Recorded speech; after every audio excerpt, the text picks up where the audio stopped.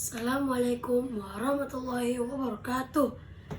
Halo teman-teman, perkenalkan nama saya Ibrahim Al-Fatih Solisa. Kalian bisa panggil saya Baim. Saya dari kelas 5C Ibnu Sina. Saya bersekolah di Mita Salam Ambon. Hari ini saya ingin membuat proyek IPAS tentang ekosistem. Apa itu ekosistem? Ekosistem adalah sistem dari lingkungan sekitar, yaitu biotik.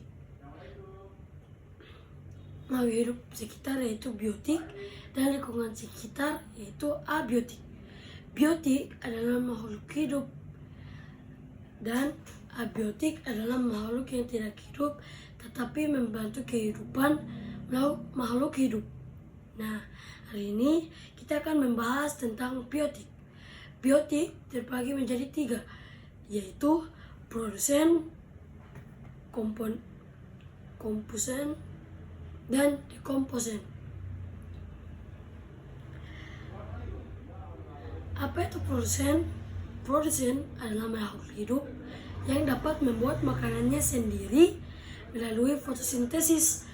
Produsen ini adalah tumbuh-tumbuhan dan seperti pohon-pohon dan semak-semak. Konsumen adalah makhluk hidup yang tidak dapat membuat makanannya sendiri dan bergantung pada makhluk hidup yang lainnya.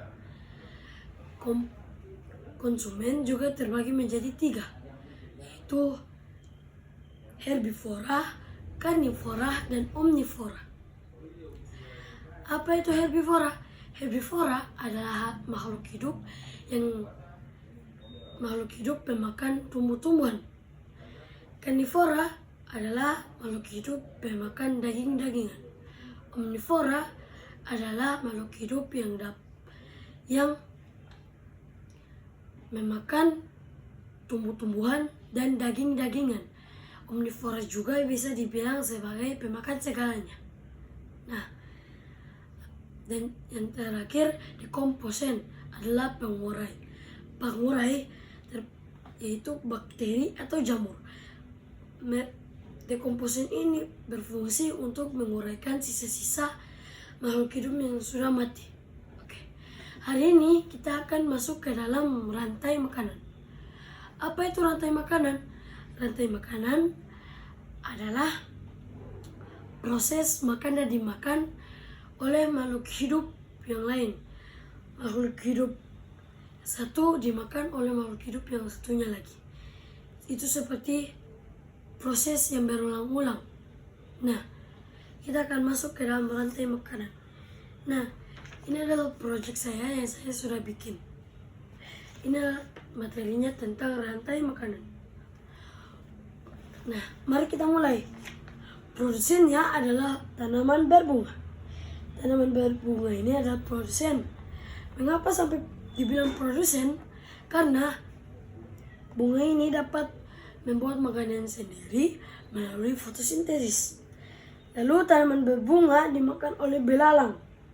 Belalang ini adalah konsumen tingkat 1 atau herbivore, pemakan tumbuhan.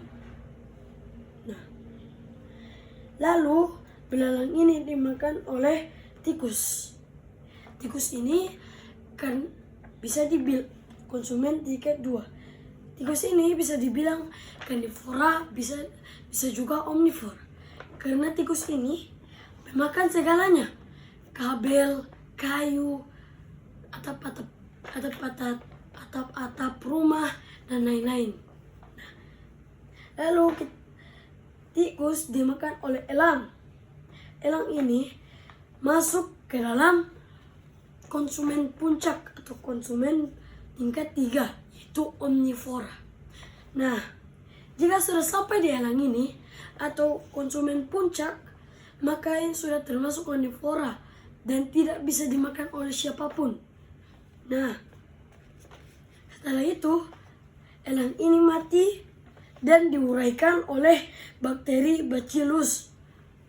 Nah, bakteri Bacillus ini membuat elang menjadi pokok-pokok agar bisa menumbuhkan produsen atau tanaman berbunga atau semak-semak yang lainnya.